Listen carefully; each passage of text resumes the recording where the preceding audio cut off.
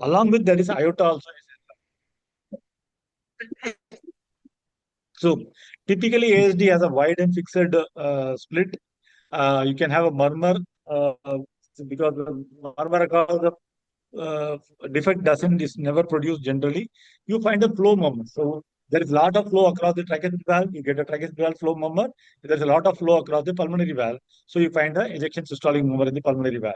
So this, what is going to happen in a VSD? VSD, it has to be a pansystolic murmur if it is non-rest, is restrictive VSD. So you get a pansystolic murmur of VSD, whereas continuous murmur will be there in PDA. So the flow is happening, excess flow is happening across the mitral valve. You start hearing S3 as well as the MDM murmur. That is the mitral diastolic murmur. When the excess flow is happening across the mitral valve in the diastole, you start hearing the murmur. So this is in nutshell. I told you like we focus on now ASD, a typical classical pretricuspid shunt, which produces right atrium and right ventricular enlargement. So it accounts for nearly 10% of CHDs. It's more common in females. The clinical presentation can be asymptomatic or can be incidental murmur on clinical examination, incidental ASD detected on echocardiography. Very rarely, failure to thrive can be seen in less than 10% of children. Pulmonary hypertension generally happens in a pretricuspid shunt in the third and fourth decade of life. So, what are the different types of atrial septal defect? You have the three types. One is the ostium secundum type, which is the secundum defect that is located here. And then you can have an ostium primum defect, or you can have a sinus venosus, which is higher up in the near the SVC, where the one of the pulmonary vein will be straddling the defect. So these are the commonly found atrial septal defect: ostium secundum, ostium primum, and sinus venosus defect. So the typically I told you like it's easy to remember like what are the signs. Wide and fixed S2 you'll have. You can have loud P2 in the absence of PH. Also there is cardiomegaly with RA and RV enlargement. There can be so excess flow is happening across where excess flow is happening across RA and RV are dilated. Excess flow is happening across the mitral valve. Sorry, the tricuspid valve and the pulmonary valve. So you find an RV flow murmur at the mid diastolic murmur in the tricuspid area and an ejection systolic murmur in the pulmonary area, and you may find an RVS3. So it's a very typical X-ray of uh, this thing. Very simple. So you always look for the end-on vessels. Like when you are looking at increased QP physiology, you are supposed to look at the end-on vessel where the vessel become end-on. So you compare that with the corresponding bronchi. So you can see the black dot here and the corresponding the end-on vessel. So this is a end-on vessel, and that's actually corresponding bronchi. So the moment you find more than 5 end-on vessels or more than 3 on one side, then increased pulmonary blood flow is there. So other important features are like the dilated descending pulmonary artery and the dilated pulmonary artery segment are the other features that you can find. So it can be there can be plethora, there can be excess flow into the lateral one third of the lung also. These are the features that you're looking for. The typical ASD has atrial enlargement, the right atrial enlargement, and there is evidence of right ventricular enlargement. So the typical ECG, we all know that there's an incomplete RVVV and a classical crotchet sign that is now becoming, and then echo is very diagnostic. This is a very moderate sized an ostium, secondum atrial septal defect. So you can see the shunt happening. The red color in echo means the shunt is happening towards the transducer. That is, it's happening from. So natural history. So ostium secundum ASD is the most common type. The defect less than 8 millimeter can have spontaneous closure. Large symptomatic defects seldom close. If left untreated, atrial arrhythmias and pulmonary hypertension and heart failure can ensue. Ostium primum is generally part of AV canal defect, commonly associated with MR, and rarely it can be associated with spontaneous closure. Sinus venosus ASD is actually not a true ASD. It lies outside the true AAS, mostly associated with the, as I told you, like PAPVC of the right side, and spontaneous closure is unknown. Indication for ASD closure determinants will be whether the presence of symptoms, dilated right ventricle, and pulmonary hypertension. When do you close? Asymptomatic, generally 3 to 4 years of age before they go to school, because the moment they go to school, they get a scar or they get a device, they get into a lot of psychosocial issues. So that is why generally it is recommended to close it before they go to school. And if they are symptomatic, as I told you, very rarely around 10% of ASD can have symptoms in infancy. then it can be closed earlier. So this is our recommendation that the PCSI has put in the indication of surgery. I think I can circulate the document through Munesh Kamat to everyone. I think that is a document that can be easily referred to, and then anybody can easily find out what is to be done. So asymptomatic children, generally 2 to 4 years of age, it's a class 1 recommendation. Sinus venosus defect is generally surgery may be delayed to 4 to 5 years of age. Symptomatic ASD in infancy is rare, but early closure is recommended. We have to rule out other lesions. So presenting beyond ideal age, elective closure is done irrespective of age, as long as there is left ureteration and right ventricular volume overload, and PVRI is within operable age. So what are Sir, the modes of closure? one It question is I had in osteum. mind. Sorry, sir. Can I interrupt you in between? Like one question we Yeah. In between, yeah, fine. commonly being asked from the pediatricians in neonatal life for ASD, like a lot of newborns would born with PF or ASD, 7 mm, 8 mm, and then people keep asking, do we operate this child? Can PSD be symptomatic in infantile in the newborn age also? We say 10% in infantile age group. Is it newborn also we're talking about? Yeah, I think newborn generally they are asymptomatic. Very rarely they are symptomatic. Till the time they are symptomatic, they don't go near an infant or a newborn. Just forget that ASD. So that is the problem with right now we are facing. The middle of the night, a baby is transferred from some other place with a small ASD, and oftentimes we don't find the TGA being referred in the right time. So Yeah. that is the problem. So to ASD is generally nothing. Just because you've done an echo, you have Yeah. picked it up. So most of the time, that kind of ASD that you are referring to will not produce any symptom. And if they are Yes. symptomatic, it will be something else that is producing the symptoms rather than ASD. But very rarely there are very large ASDs with volume overload. That also happens beyond 6 weeks, as I told you. Generally, it doesn't happen within 6 weeks because the PVRI is so high that generally they are not symptomatic. Yes. So mostly we have found some acid anomaly like mitral valve is involved or pulmonary veins are involved. Then they are symptomatic in early age group. Okay, so please So carry on, something sir. else has to be there. Left heart disease and mitral valve disease, aortic stenosis, something else has to be there. The class recommendations are deficient rims, children less than effect size more than 20 millimeter per meter square are considered contraindication for device closure.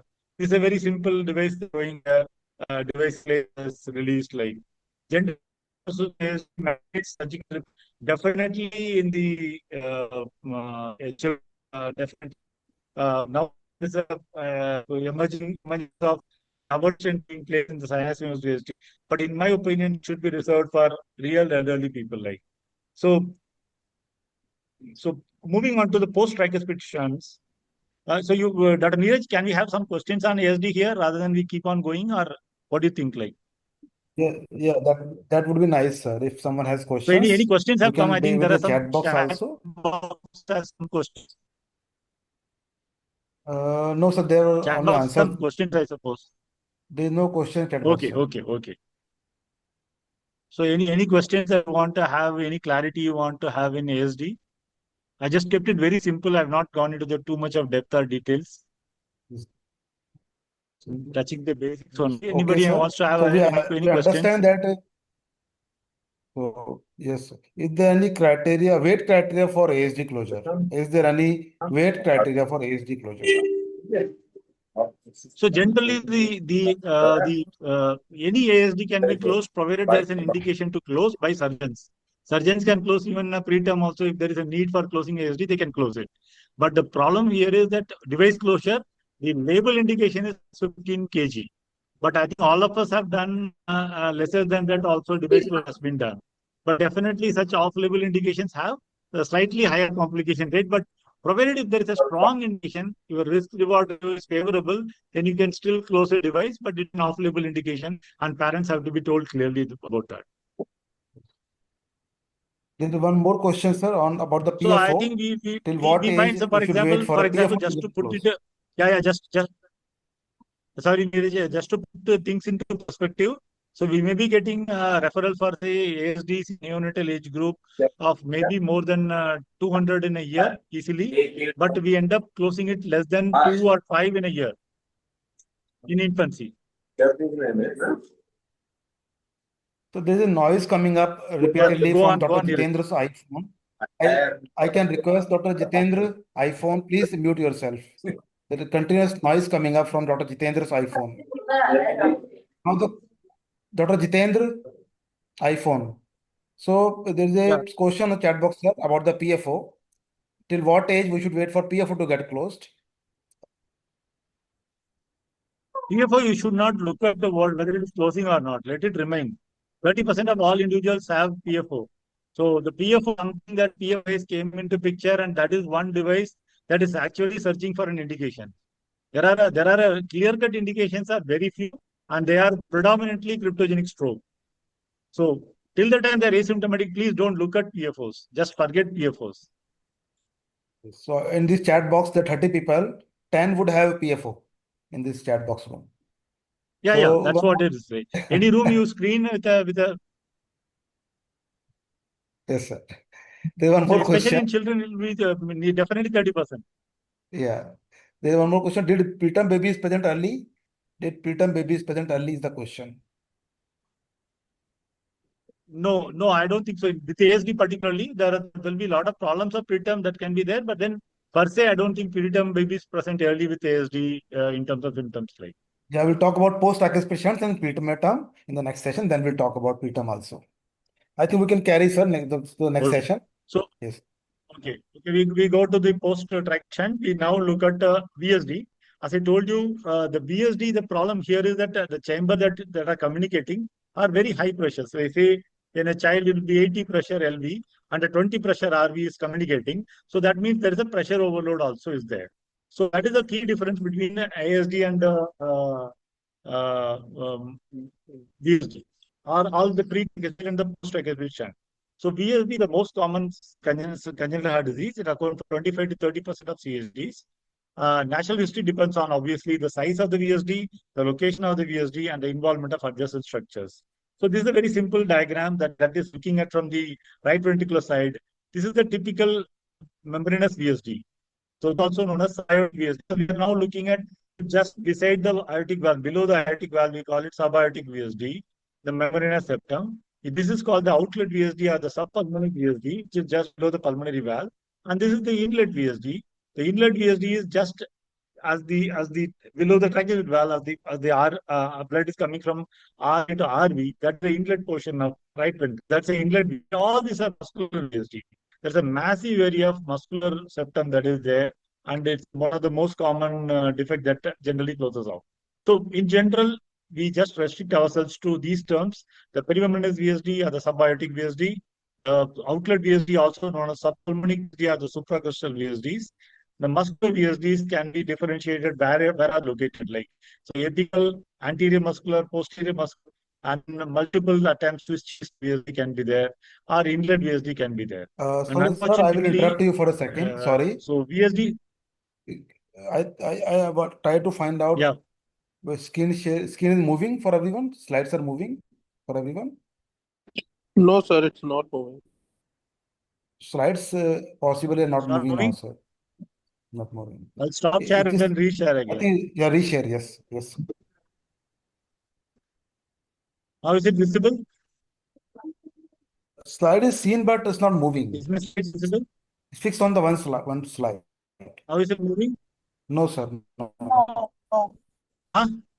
no, it's just that Is it post-acute moving? slide is no. The slide's moving or not? No, Rama.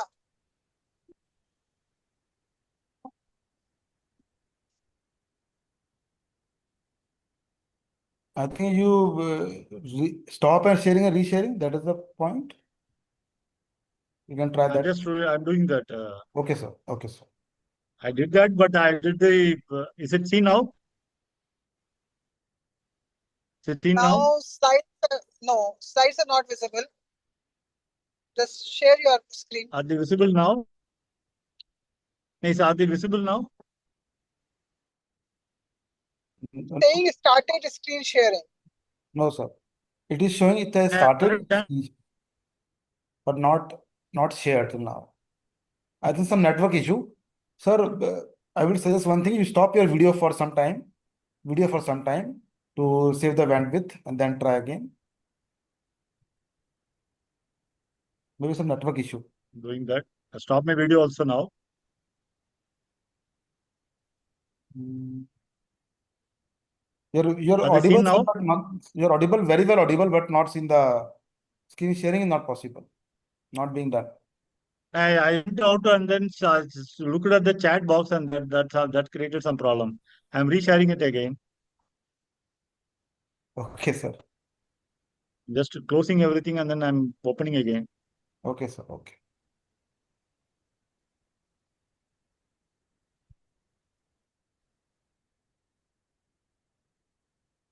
Is my slide visible now? It is showing it has started screen sharing. Yeah, Yeah, now now yes, visible. Slides are moving? Yes. yes, yes, sir. Okay, sorry, apologies for this. Like I will not go back again. So we come back to the VSD. So this is the typical location of VSD. So we are looking at say a perimembranous area where there is subaortic VSD, and then there is a subpulmonic VSD, and then there's a inlet VSD, and this is a large muscular septum which has a muscular VSD. So in this is unfortunate, but this is true that human beings cannot come to an agreement to how to label VSDs. That is very typical. Like typically in adult practice also, we don't know what is the definition of hypertension. Same thing happens here. We can't just come to a conclusion what do you want to call each VSD as, but then there are so many things written about it. So simply let us simply keep it like perimembranous is almost the same like subaortic VSD, and the outlet VSD is like the subpulmonic VSD, and then there is various muscular VSD that are there, and then there is a inlet VSD. So like membranous VSD commonly spontaneously close depending on the size. Muscular VSD almost invariably close except unless it's very large. Outlet VSD is almost never close, and inlet VSD is also almost never close. Whereas membranous VSD have aortic valve prolapse as the most common problem associated, and then same with the outlet VSD also. So whatever wherever be the VSD is situated, so we can have the VSD which is having a small shunt, a moderate shunt, or a large. So obviously, moderate and will have symptoms, and then we'll have cardiomyopathy, and the shunt murmur will be a harsh PSM. When it is a small VSD, will produce a harsh murmur because the pressure here is a 100 level V, and the pressure is normal. So that is 20 in the right ventricle. So the gradient is huge. So you get the typical classical Melody D. Roger murmur, the loud murmur, the harsh murmur that you can find. Moderate VSD will also have a pansystolic murmur, whereas the large VSD may have only a short early systolic murmur, or at times no murmur can be there. So as the flow increases across the mitral valve, LVS3 and MDM across the mitral valve indicate moderate shunt or a large shunt. The S2 is generally narrowly split, and loud P2 will be there in large, whereas it will be normal in small. It can be variable in moderate. So the gradient is generally nothing will be there in a large. Gradient is very high in small shunt. Same thing, the flow is less than 1.5 is to 1 in small, whereas large it may be at greater than 2 is to 1. And the risk of pulmonary vascular disease is high. So both small and moderate constitute a restrictive defect, whereas large constitute a non-restrictive defect.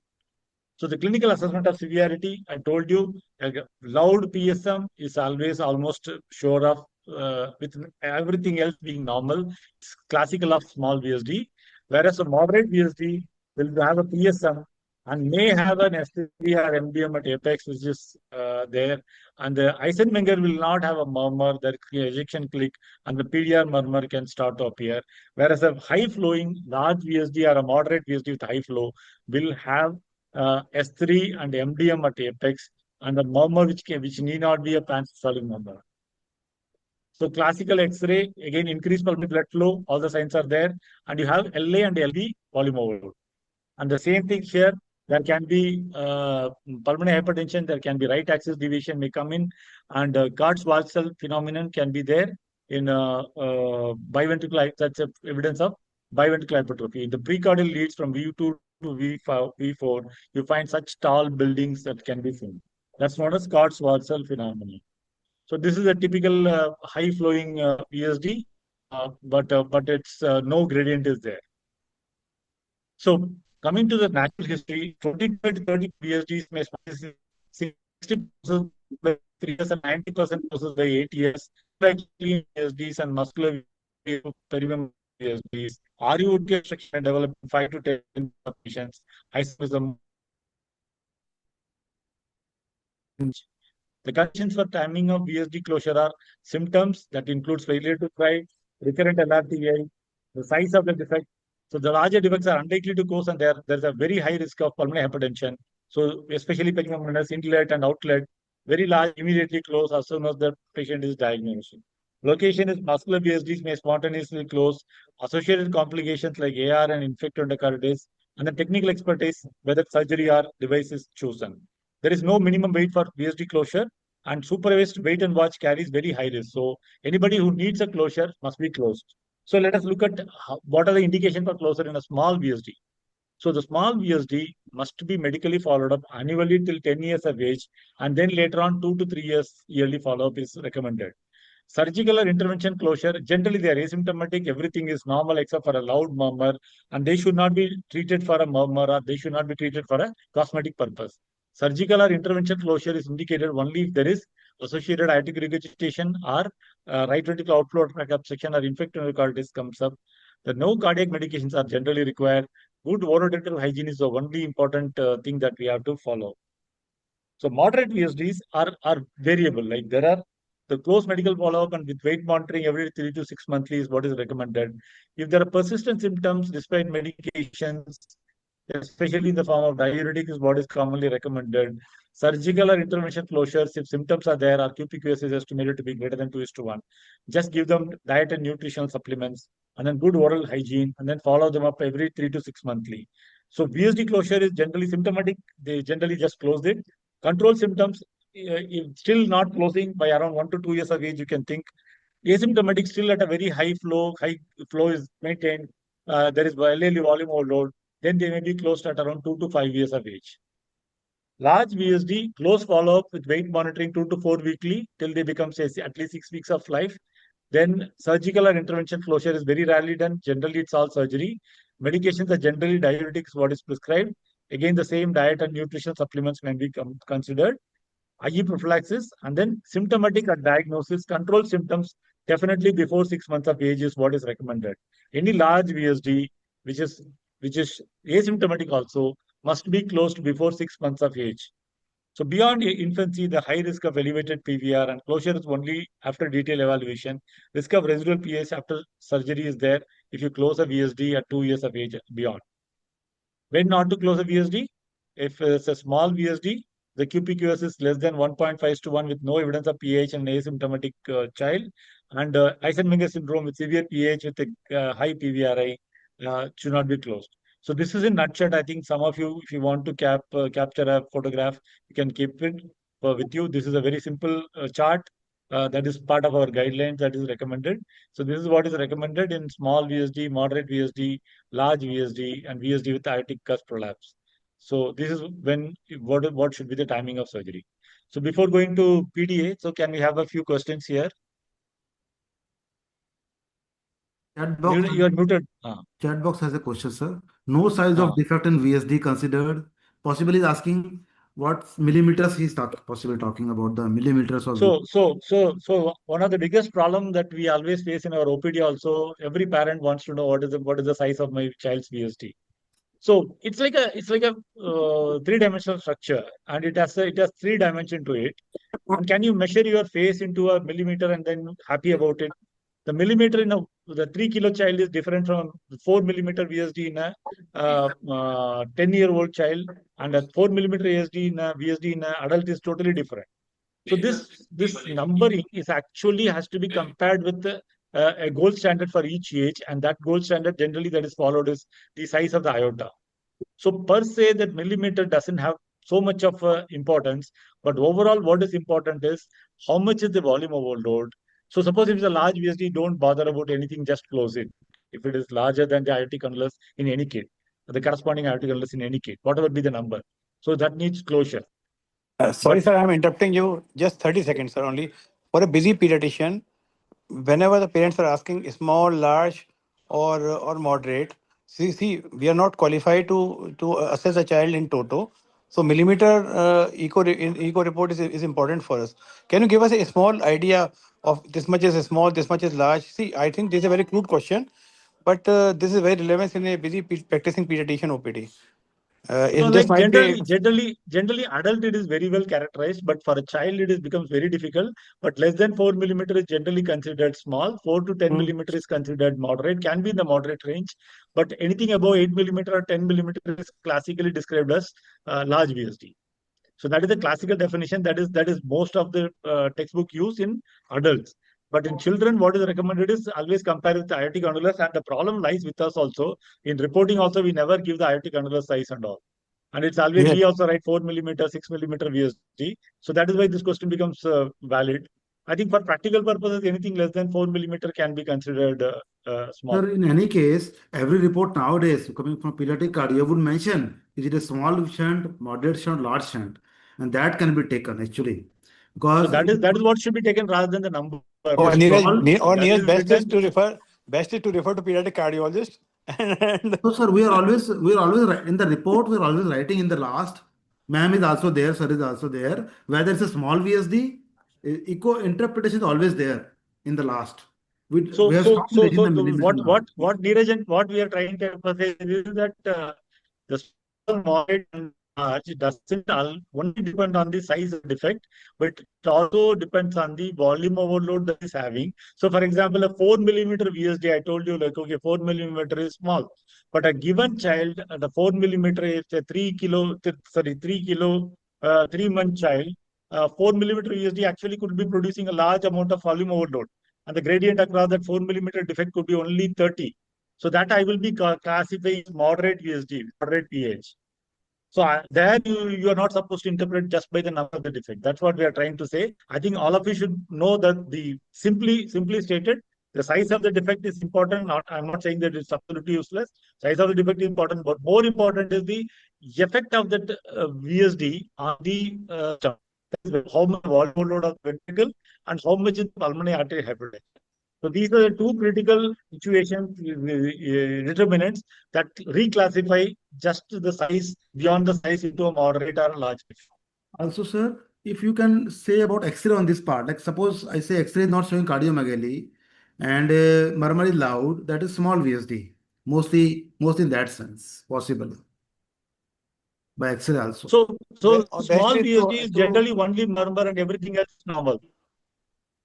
So best to P2 is normal, no assess additional the echo sounds, report no in added toto. things. Sorry, Yeah. sir. Sorry, So sorry, sorry. Please. then everything is normal. ECG is normal, X-ray is normal. X-ray has to be normal, ECG has to be normal in a small VSD. So even if there is a small VSD is there, and then oftentimes we find cardiomegaly, the most common cause is generally anemia. So most of our children have anemia, then you correct anemia, the cardiomegaly disappears. Yes.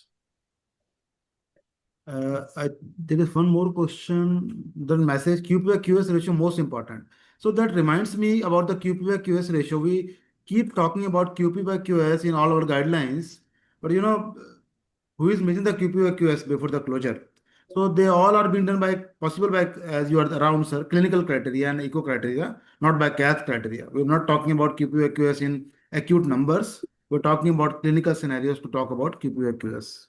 What do you say, sir, about this part, QP by So it's a QS? very simple rule of the thumb is, yeah, very rule of the thumb is no cardiomegaly, no murmur, no S3, ASD, BSD, no cardiac, no S3, no flow murmur is always 1.5:1.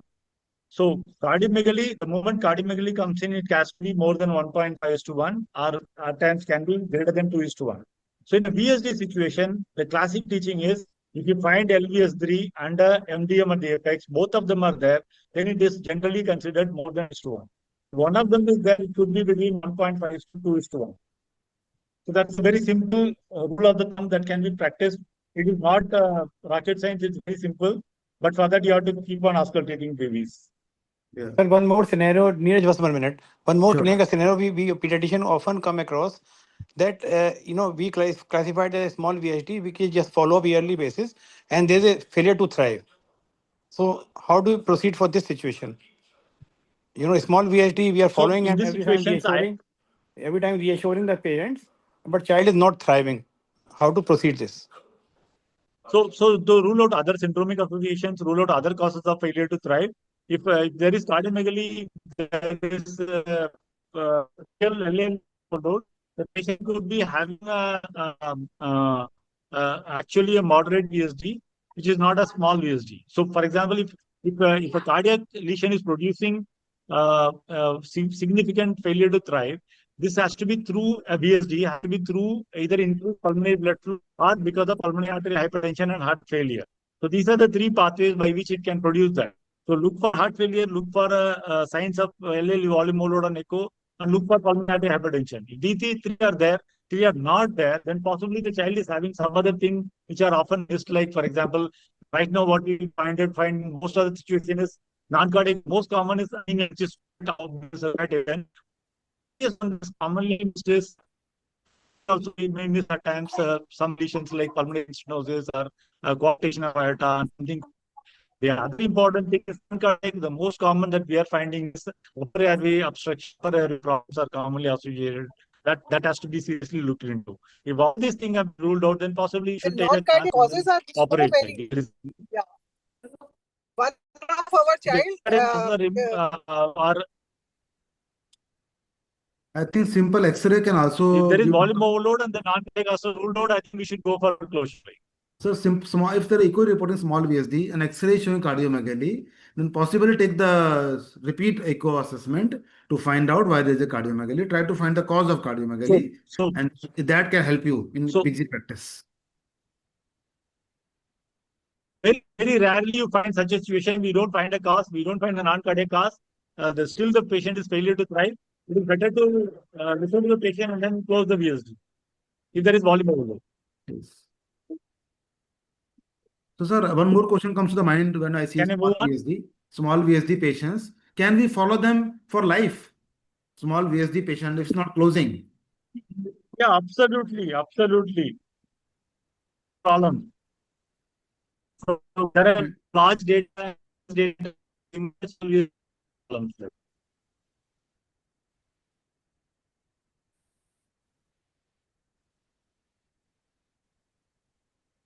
Sir, का voice नहीं Can we clear move है. on? Yes, sir, please. Coming this abdominal persistent, 12%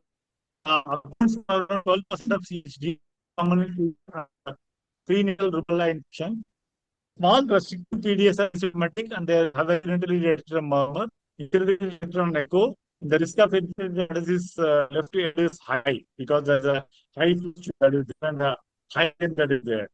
Large non-microcytic PDS can have failure to thrive, heart failure, and the risk of Eisenmenger syndrome left untreated.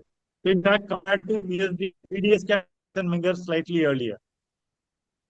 So PD with restriction generally has been by QS less than 2:1. Now, mild pulse pressure may be there, no or mild cardiomegaly with continuous murmur, and a normal split and normal P2 will be there. Whereas with no restriction, there may be mild pulse pressure, but there will be cardiomegaly. The murmur, actually, the diastolic component of the murmur disappears. You get only the systolic murmur, and as the increased flow, like in an VSD, you find MDM at the apex and the LVS3 may be there. So typically, you can have cardiomegaly with increased blood flow. Oftentimes, you may find an ascending aorta to be dilated also. And then ECG shows LV volume overload signs. And this is a very large PDA, which is clearly non-restrictive, which is a left side predominantly flowing. So when do you close a PDA? Any PDA that is hospitable will be closed. Period. So all auscultable PDA should be closed. Which one should not be closed? The silent ones and the Eisenmenger PDA should not be closed. So in today's time, in most patients, device closure is the first choice, even including neonates. Now, I think we are doing Piccolo device when it's a indicated high HS PDA is there. So hemodynamic significance is there. In a neonate, we now use close. So surgical ligase is only recommended for large tubular duct or for pediatrics and treat them with very low birth weight beyond the birth weight that is recommended for Piccolo. So this is a very typical PDA device closure that I'm showing. Very simple procedure now. Nowadays, we don't even use arterial access. So this patient we are showing up to show you this, but then most often than nowadays not using a arterial. So when to close large PDA, severe PA are typically greater than 2:1. If there are symptoms and heart failure, by 3 months of age is the right time. Moderate PDA, if there is symptoms and failure to thrive, it's generally by 6 months of age. Asymptomatic is somewhere around 6 to 12. And small PDA, we can wait and watch and close it at 1 year to 2 years. So to summarize, left rotations are common forms of CHD. 20% depends on the defect size, defect location, the pulmonary vascular resistance, and the systemic vascular resistance. A careful clinical examination helps in localizing the shunt and the quantifying the shunt. Large shunt is the risk of failure, morbidity, and mortality, and Alzheimer's. Fortunately, India remains the capital of Rome. So, only more number of Islamic live than all other countries put together in the world. I think we need to work on this, and then oftentimes we find a history that a doctor told me in my age group that the video will close on phone. Whether they are saying on their own, there somebody really told them, I don't. But that's something that is real, and we don't want to happen. The most important message is that I think 6 weeks before 6 weeks they don't get symptoms. ASD doesn't get symptomatic except very rarely in infancy. So any other symptomatic infant generally needs closure, whether it is moderate USD or a moderate PDA, large USD or a large PDA. Even if it's asymptomatic, large PDA must be closed by 6 months of. So the simplicity in most patients, left to right, greater than the risk compared to for the same defect size, AP window has very high risk compared to PDA compared to VSD. So unsupervised waiting watch policy is harmful. Surgical intervention closure is lower mortality and mortality. So PDA ligation also closure, the risk is less than 1%. Same thing with closure also. But risk of is beyond infancy. So thank you for listening.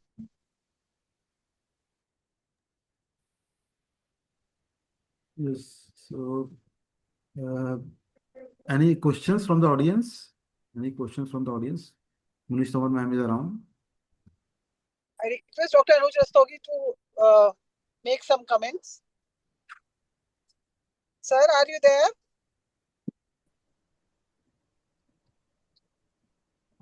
I'm very much there. Actually, we have facilities in terms of pediatric cardiology in the town. So I surrender every murmur to the pediatric cardiologist. I don't put so much of brain into it. And I think that is the best we can do for the patient also, rather than we do anything hanky wanky. So, Madam Dr. Monish Tomer control very well on the right side. And whenever surgery is needed, she advise accordingly.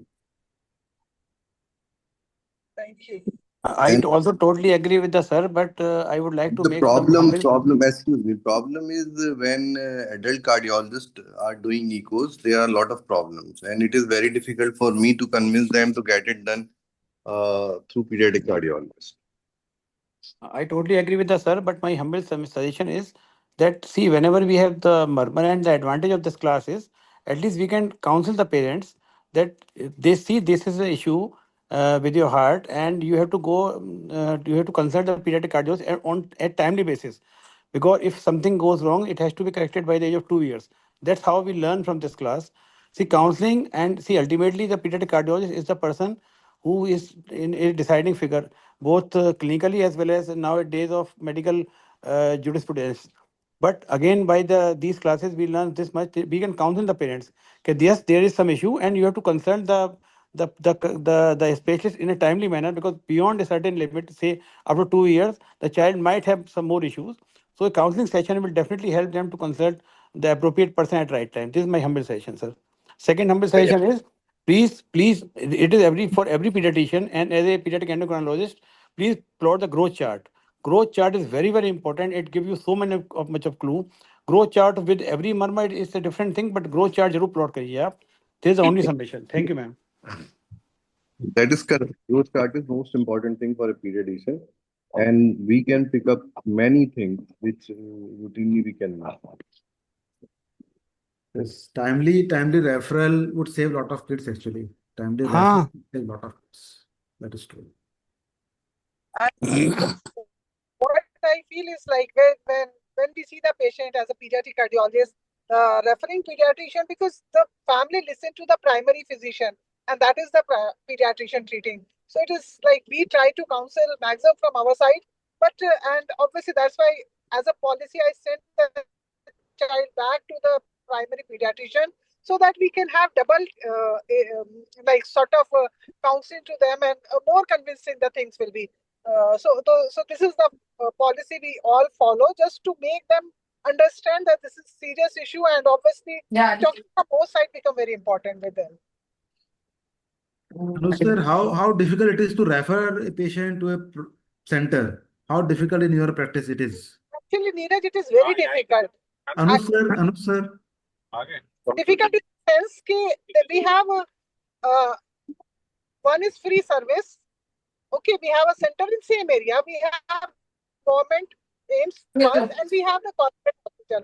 So family first go for the free, whether they are affordable or not. They will first to government, and then last they go to the corporate. That's why we like a significant timing being lost in this all cycle. But from my side, it is clear that these are the centers. You please tell you go to the center. That is only we can do. We can't force them to go to so that is one of the big reasons they are suffering for the, especially for the shunt lesion actually, because they have a limited window and they just keep on moving here and there. It's a difficult scenario actually to convince them, and that's why it is very important we as a pediatric cardiologist and the primary physician both talk in the same language to convince them. Dr. Neeraj, you were asking how difficult it for us to refer patient to pediatric. It is not at all difficult because heart is one thing. For that, sensitivity of the people are very high. In fact, for respiratory problems, they are not ready to listen. For heart and liver, they are ready to listen. And as soon as you say there is something in the heart, they will go immediately. Yes. So there is no resistance. That is something different if they adopt for the treatment or they will go for treatment or not. It has many factors, but otherwise they will go to cardiologist immediately as soon as you break the news to them. Hesitation for a surgery would be there in minds of people. That we all understand. Hesitation in the mind of family for a surgery for a small child would be there, and we have to propagate that part also possible, and that can improve the outcomes. Neeraj, I think counseling play a very important role. Counseling is very important. Yes, sir. Yes, sir. Counseling and written instruction. Written, you have to write in the local language on your prescription. This is very, very important. Yes. कि कृपया बच्चों के दिल के doctor को दिखाएं, और अगर पॉसिबल हो तो you can write down the name of the center, address and the mobile number. This is something which is very trivial, but it is very, very important nowadays. Yeah. There is no question in chat box. So there is a question in chat box about the medical therapy in PDA indications. This topic has to be covered separately possible. The preterm PDA is you can't cover in combined. Yeah, it has to be separate. Different disease, so we'll give one session. So the message is timely treatment, and especially for the post-tricuspid lesions, as Rama said, 2 years is too late. So we have to work in infancy for all post-tricuspid, whether it is VSD,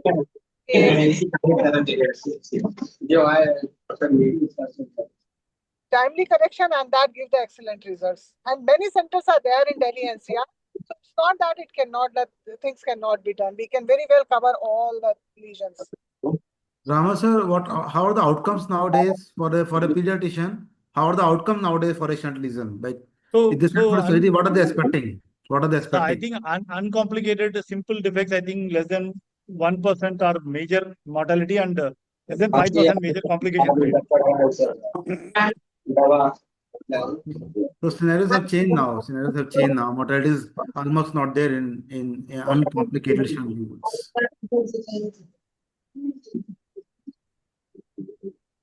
Okay, so there is no more question. So we can conclude it. And excellent Rama, as usual, always just very clear, very crisp message. All the pediatrician and all students were active. But it's more important they were to understand the physiology in the left right shunt and timing of intervention. And these classes, these recording are being shared with all the registered candidates, so they can go through these things. So just to revise and our important article I will share in the group so that everyone can read that article. Very important timing of intervention, and we should revise it. This is important for all our MD pediatric students who are here. So thank you, Rama. Thank you, Anuj sir. Thank you, Neeraj. Thank you, Dr. Vikas. Thank you, Sai sir. And thank you all the attendees for being here in this afternoon session post lunch. Thank you, David. Thank you. Thank you, Professor you. Mane. Thank you, Professor Mane. You are always instrumental in teaching and innovative in finding out these ideas for Indian Academy of Pediatrics. We are really thankful for such a nice revision. Same to Dr. Neeraj and same to Professor Rama sir. We are enlightened with the knowledge and keep learning. Looking forward. Thank you, Neeraj. Thank you, bhai. Thank you. Thank you. Bye. Good day. Thank you. Thanks a lot. Apologies for the poor quality of network. Yeah. Thank No, you. no, no. We still make it. We still make it. It's very good. Thank you. Okay, bye. Bye.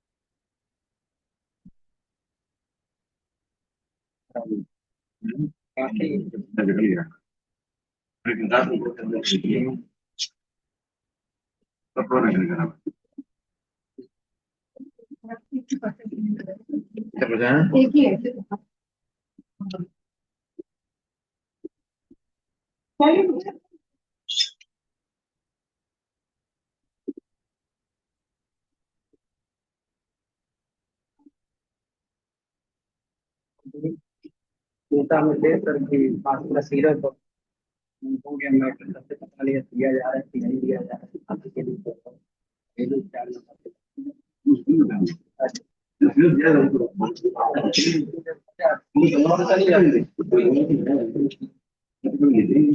इधर आई है 40 साल में है और कभी तो बीते ज्यादा नहीं निकाल सकता जैसे ब्रांड हो ही नहीं है और सरकार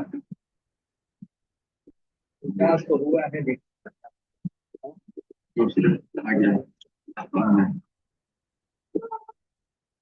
देखिए ला और कानून के मामले में सब संविधान हम रहे हैं वहाँ पे कानून वहाँ बहुत पहले इम्प्लीमेंट कर लिया फॉलो भी करते हैं।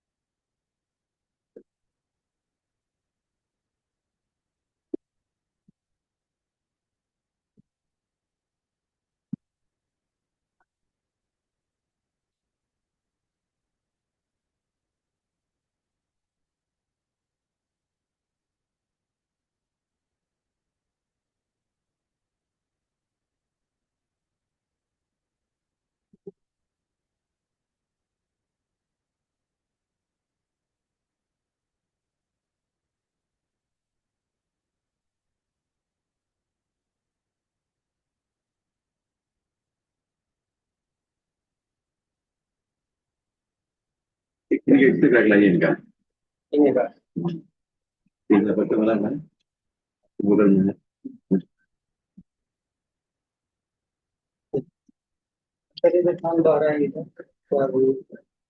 मतलब तो दवा लिख दिए हैं दवा लिखे हैं काम दवा डाला नहीं है जरूर मुझे साफ करना है तो काम दवा लानी पड़ेगी अभी दवा देने वाली है तो चीजें जब जाएगा उसको देखना है उसको देखना है सर अभी अभी हो जाएगा